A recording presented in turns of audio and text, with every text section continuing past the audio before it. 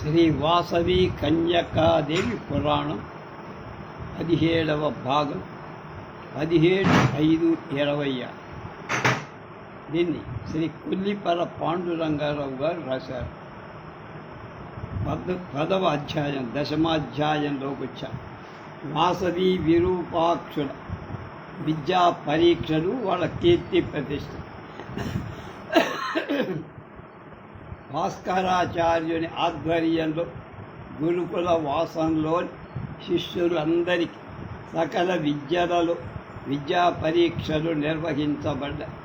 వాసవి కన్యక శిల్ప, నృత్య, సంగీత, సాహిత్య, చిత్రలేఖనాది లలిత కళలలో వివిధ శాస్త్రాల పరిజ్ఞానంలో, ఆధ్యాత్మిక విద్యలలో భారతీయ సంస్కృతి మానబిందువులై గో, స్త్రీ, బ్రహ్మనిష్ట, పవిత్ర గ్రంథ, దేవాలయ మొదలైన వాటి సేవా తత్పరతతో సాటిలేని మేటి కన్యామణిగా ఎన్నబడింది.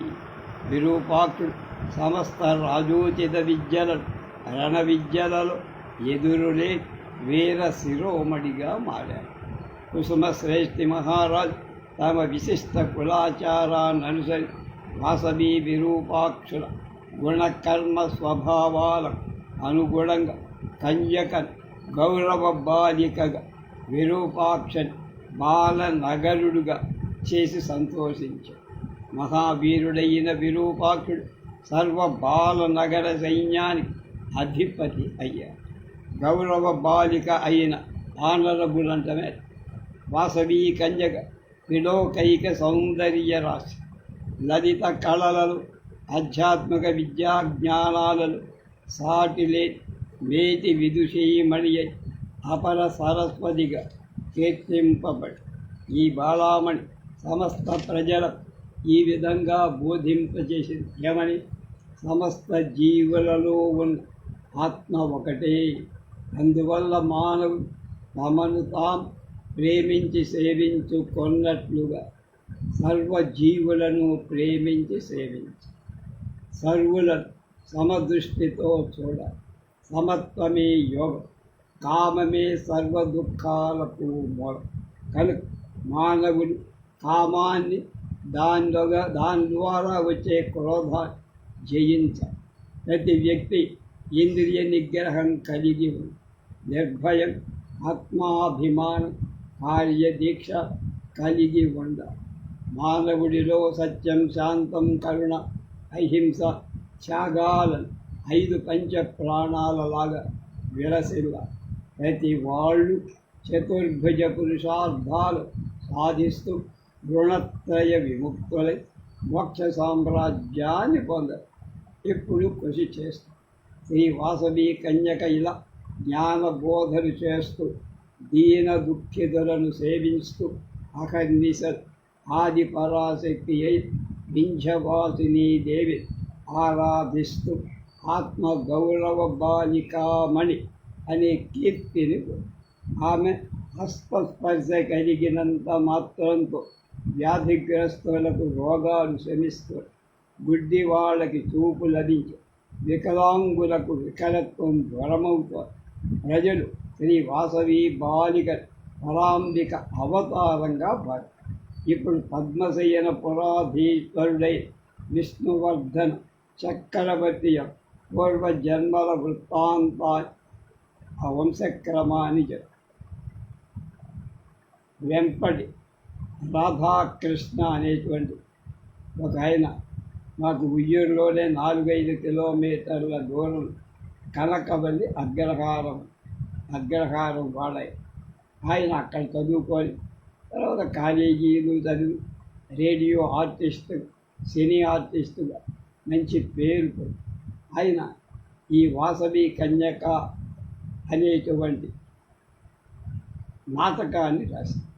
ఆ నాటకం ఆయన తన బృందంతో దేశంలో చాలా చోట్ల ఆయన ప్రదర్శన చేసి, మా అదృష్టవశాత్ మేము ఉయ్యూరులో పనిచేస్తున్న మా మిత్రుడైన ఆంజనేయ శాస్త్రి, అలాగే టిఆర్ కాంతారావు, హిందీ మాస్టర్ రామారావు, అలాగే ఇంకా కొద్దిమంది కొంతవరకు ఆయన్ని తాటగా కనకవల్లి వచ్చాడని ఎవరి ద్వారా చూసి మా వాకిట్లోనే పక్కకు పెంకుడు బయట వరండా వసారా ఉండే ఆ వసారాలో చాపల మీద కూర్చొని ఆయన చేత ఒక వారం రోజు ఆ కన్యకా పరమేశ్వరి నాటకాన్ని మేము చదివించుకొని విన్నాం.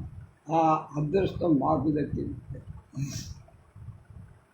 ఓ వైశ్య సుధీమణులార, పూర్వం ఈశ్వరుడి కంటి మంటచే దహింపబడిన మన్మధుడు చితాభస్మం నుండి భండాసురుడనే రాక్షసుడు పుట్టాడు. కాముడి శరీర భస్మం నుండి ప్రభవించిన కారణం చేత భండాసురుడు రూపుదాల్చిన కామ ప్రవృత్తి విజృంభించి పరమ దుష్టుడై ఆ భండాసురుడు ఆది పరాశక్తి చేత సంహరింపబడి ఆ పైన అతడి చిత్రకంఠుడు అనే గంధర్వరాజుగా పుట్టి కైలాసంలో పరాశక్తి అవతారయి ప్రభవించిన కీర్తికన్యను కామించిన వాడు వైశ్యుల చేత శాపం పొంది కలియుగంలో చంద్రవంశంలో విజయాక్ష మహారాజు విష్ణువర్ధనుడనే పేర జన్మి రాజ్యాన్ని పొందాడు. అతడి వంశక్రమాన్ని వినండి. పాండవ మధ్యస్థుడి జగత్ప్రసిద్ధి చెందే అర్జునుడి కుమారుడు అభిమన్యుడి భార్య ఉత్తర గర్భంలో పరీక్షిత్తు అనే కీర్తిమంతుడు ఉదయి అరుణోదయ కాలానికి కలిగిన దూరంగా వారి మనుషుల పరీక్షిత్తు పాలన కలిపురుషుడు పారిపోయాడు. అలాంటి పరీక్షిత్తు జనమేజయుడైన ఉత్తమ కొడుకుని తర్వాత ఆ వంశంలో అనేక మంది రాజులు పుట్టి చనిపోయారు. చివరి విజయాక్షుడనే రాజు పుట్టాడు. ఆ విజయాక్షుడ భండాసుర అంశజుడై ఆ చిత్రకంఠుడనే గంధర్వుడే విష్ణువర్ధనుడనే పేరుతో పుట్టాడు. అతడు సకల శాస్త్రాలు ధనుర్వేదాన్ని 64 విద్యలు అభ్యసించి గత జన్మల వాసనల ప్రకారం అమిత ధన ఆశాపరుడై కాముకుడైపోయాడు. అతడు బలవంతుడు, మహావీరుడు కూడా. పద్మశయనపురాన్ని రాజధానిగా చేసుకొని చక్రవర్తిగా వేంగీ సామ్రాజ్యాన్ని పాలి వైశ్యరాజ్యం వేంగీ సామ్రాజ్య చక్రవర్తుల సామంత రాజ్యం.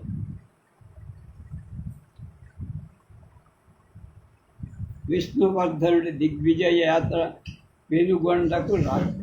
విష్ణువర్ధన సార్వభౌముడు ఒకప్పుడు తన కొడుకైన రాజేంద్రుడి పద్మశయనంలో నిలిపి దిగ్విజయ యాత్రకై బయలుదేరి అతడు చతురంగాలతో కూడిన మహాసైన్య సమేతుడై 4 దిక్కులలో గల రాజ్యంజుల ఓడిస్తూ దుర్గాలను జయిస్తూ ఓడిన రాజుల చేత ఇవ్వబడిన అమేయ ధన సంపద రత్నరాసులను తీసి విజయశీలుడై తిరిగి ప్రయాణం చేయటం ప్రారంభం.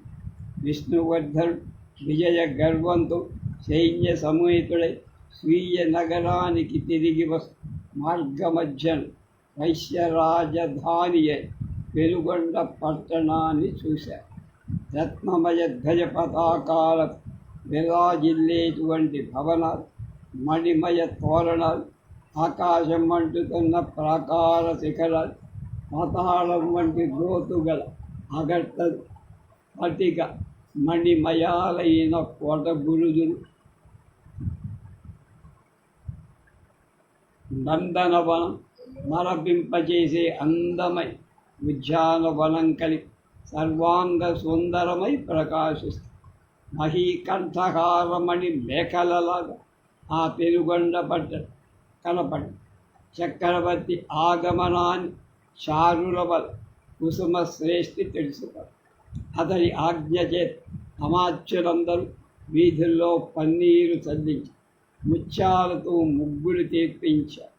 సుగంధ ద్రవ్యాలు, చీనాంబర, అనేక విధాలైన రత్నరాసుల కానుకలుగా తీసుకొని వెళ్ళి సార్వభౌముడి విష్ణువర్ధనకు సమర్పించి అంజలి ఘటించి, ప్రభు నీ ఆగమనం వల్ల మా పట్టణం పావనమై మా నగరంలోకి రండి అని ఆహ్వానించి విష్ణువర్ధన్ సంతోషించి సపరివారంగా పెనుగొండ నగర ప్రవేశం చేసి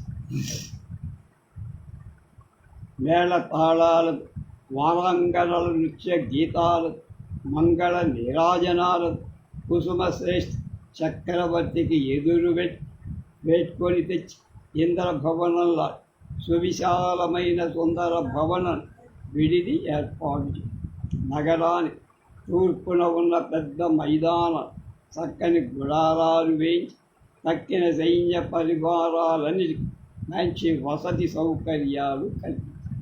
విష్ణువర్ధనులకు వైశ్యుల వైభవం చాలా ఆశ్చర్యం కలిగింది. విడిది భవనపు అందచందాలు, తలపై వైశ్యులు చూపే ఆదర అభిమానాలు అతన్ని ఎంతగానో అలరించారు. ఆనాటి సాయంకాలం విడిది సౌధ ఉపరిభాగంలో పైభాగం చక్రవర్తి, ప్రధానమంత్రుడు, కుసుమాచార్యుడు, అమాత్య శేఖరుడు సముచిత ఆసనాలపై ఆసీనుడై దిగ్విజయ యాత్రా విశేషాల గురించి మాట్లాడుకున్నారు.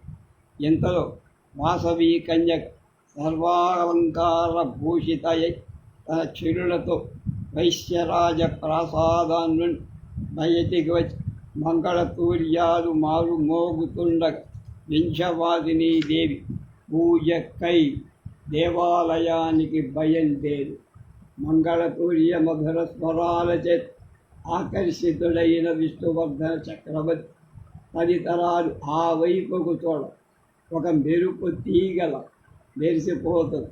వాసవి కన్యక చక్రవర్తి కళ్ళకు కనిపించి చుక్కలలో చంద్రునిలాగా ప్రకాశం. ఆమె చక్కదనం విష్ణువర్ధన చక్రవర్తి హృదయాన్ని చక్కిలి గింతలు. అతడు ఆశ్చర్యమగ్న మానసులై అక్కడి వాళ్ళ వాసవి కన్యని చూపిస్తూ, ఒరే ఆత్మీయులారా, నేను దిగ్విజయ యాత్ర చేస్తూ ఈ అనంత భూమండలాన్నంతా తిరిగి వచ్చా. కానీ ఇంతటి అపూర్వ సౌందర్య రాశి నాకు ఎక్కడా కనపడదు. మెరుపు తీగే స్త్రీ రూపాన్ని ధరించి ఈ భూమి మీద అవతరించిందేమో. శ్రీజగన్మోహన రూపిణి అయి ఈ కన్య ఈ మేదిని సంచరిస్తూ ఎవరు నేలపై నడయాడటానికి వచ్చిన దేవకన్యక, లేకపోతే మానవ కాంతకు ఇలాంటి అతిలోక సౌందర్యం దుర్లభం అబ్బదు. ఈ తరుణి లలామ ఎవరు తెలియజేయండి అని చెప్పారు. అప్పుడు అక్కడున్న వైశ్యామ సార్వభౌమ, ఈ కన్యక ఈ మహారాజై కుసుమశ్రేష్ఠి కుమార్తె ఉత్తరకామేష్టివల్ పరమేశ్వరి అనుగ్రహంతో జన్మించిన వరపుత్రిక కనుక నీ ఆలోచన తగ్గించుకోమని ముందు చెప్పడం అన్నారు. హెచ్చరిక. జరగద్విఖ్యాత వీర కుమారుడే విరూపాక్షుని సహోదరు విని వాసవి కన్యను గురించి వివరించి విషయం తెలుసుకున్న విష్ణువర్ధన చక్రవర్తి వాళ్ళకి పంపించి ఏకాంతాన్ని పంపి మదన బాణ పీడితులై విరహానల సంతృప్తులై వివాహానికి రాయబారు. అప్పుడు విష్ణువర్ధనుని అమాత్యులు వైశ్యామాత్యులను చూసి, ఓ మంత్రివర్యులారా, చంద్రవంశంతోడి సంబంధం మీ గత జన్మార్జిత పుణ్య ఫలంగా భావించాలి. అది ధర్మ విరుద్ధం కూడా కాదు. బ్రాహ్మణ క్షత్రియ వైశ్య శూద్రులలో బ్రాహ్మణుల 4 వర్ణాలలో వివాహం యోగ్యత ఉంది. క్షత్రియులకు వర్ణత్రయంతో సంబంధం యుక్తమే. శూద్రులకు తన జాతి వాళ్లతోనే పెళ్లిదారు. ఇలా ఎన్నో వివాహాలు పూర్వం జరిగాయి అని చెప్పి అప్పుడు కుసుమార్జుని సచివోత్తముడై ధనదార్యుడు సార్వభౌముని మంత్రివర్యులారు, మీరు యుగ ధర్మాలు ఎరగని వాడుక. మీరు చెప్పిన ధర్మాలు మను ధర్మశాస్త్రం చేత విధింపబడి, కానీ కలియుగంలో మనుస్మృతి అనుసరణీయం కాదు. ఈ యుగంలో అనుసరణీయమైంది పరాశర స్మృతి. దానిలో అనులోమ విలోమ వివాహాలు నిషేధించబడ్డాయి. అది మీకు తెలియంది కాదు. అప్పుడు కుసుమాచార్యుడు ఇతర మంత్రులు చక్రవర్తి అమాత్యులను, ఓ అమాత్యులారా, వర్ణాంతర వివాహాలు మా కులాచారానికి విరుద్ధం. వైశ్యులు వైశ్యులనే ప్రేమించి పెళ్లి చేసుకుంటారు. అలాగే ఎవరికి క్షత్రియులు వివాహ విషయంలో వధూవరు అభిప్రాయాలు సంపూర్ణంగా విలువ ఇవ్వడం మాకు ఒక లక్షణం ఉంది, సంప్రదాయం. అంతేకాదు మా రాకుమారు గౌరవ బాలి, మా వర్ణంలోని గౌరవ బాలిక వివాహాన్ని ఒప్పుకుంటే వారిని బలవంతం, వివాహాన్ని ఒప్పుకోకపోతే వాళ్ళని మేము బలవంతం. అలాంటి కన్యలు ఒక్కవే వివాహం కోరిన వైశ్య యువకులు బాలనాగరుడైన వాడికి మాత్రమే ఆమెను ఇచ్చి వివాహం చేస్తాం. ఆ కట్టుబాటు మా బాలనాగార్యుడైన వాడి కాదు. కనుక మీ చక్రవర్తి కోరిక తీర్చడం సాధ్యం కాని విషయం. అప్పుడు ఉభయ పక్షాల వారు వాదోపవాదాలు చేస్తారు. విష్ణువర్ధని మంత్రి అలా కోపి, వైశ్యురాలు, నీకు చక్రవర్తి బలాధిక్యతం ఏమిటో తెలియదు. విష్ణువర్ధన సార్వభౌముడు శత్రువుడే, మీరు ఏ విధంగా జీవించగలరో చూస్తాం అని బెదిరించి ప్రభువు దగ్గర వైశ్యమంతుడు విష్ణువర్ధనుడు సమాధాన పరచి పంపారు. తరువాత మంత్రుల ద్వారా జరిగిన వృత్తాంతం విన్న కుసుమశ్రేష్ఠ వారితో, మంత్రులారా, మీరు చతురతతో ప్రవర్తి ఆ చక్రవర్తిని సామంతో ఒప్పించి ప్రస్తుతం అతడు మన నగరం వదిలి వెళ్ళిపోయేట్లు చెయ్యాలి. ఆ పైన సమస్త బంధువర్గంతో మనం సమాలోచన జరిపి ఈ సమస్య పరిష్కరిద్దాం. అంతటితో జరిగిన విషయాలు విన్న చక్రవర్తి వైశ్యామాత్యుడు తన వద్దకు పిలిపించుకొని సత్కరి, వైశ్యోత్తములారా, నేను వాసవిని తప్పక వివాహం కోరుతున్న అవ్వాలి చేస్తాను. మీరు కన్యని యువక నిరాకరిస్తే బలంగానైనా బలవంతంగానే ఆమెను నేను ఎత్తుకైనా తీసుకొని వెళ్ళాను. అప్పుడు వాడు చక్రవర్తితో, మహాప్రభువు, మా వంశంలో కులాచారాలను ఉల్లంఘించడ ఎవ్వడు సమర్థుడు కాదు. కులమంతటికి సంబంధించిన సంప్రదాయాలు అతిక్రమించే సమయంలో కులపతి అయిన మా రాజు స్వతంత్రించడం అనేది సముచితం కాదు. అందువల్ల 18 పట్టణాలలో అశేషమైన బంధు ప్రతినిధులను పిలిపించి వారి అనుగ్రహాన్ని పొంది వివిధ విధిపూర్వక వివాహం చెయ్యాలి. కనుక మేము వైశ్య సభ చేసి ఆ సభా నిర్ణయాలను అనుసరించి ఈ సమస్య పరిష్కరిస్తాం. కనుక తమరి మా రాజగృహంలో విందు స్వీకరి మీ నగరానికి తరలి వెళ్లాల్సిందిగా మనవి అని వినయంతో చెప్పు. వైశ్యుల పలుకులు విన్న విష్ణువర్ధన చక్రవర్తి సంతోషించి వాసవిని పొందగలనని సంతోషంతో భోజనానికి సమ్మతించి ఆ వైశ్య ప్రముఖులు తన నివాసాలకు పంపి మన్మథ బాధ పీడితుడై తన పసలో ఉండిపో.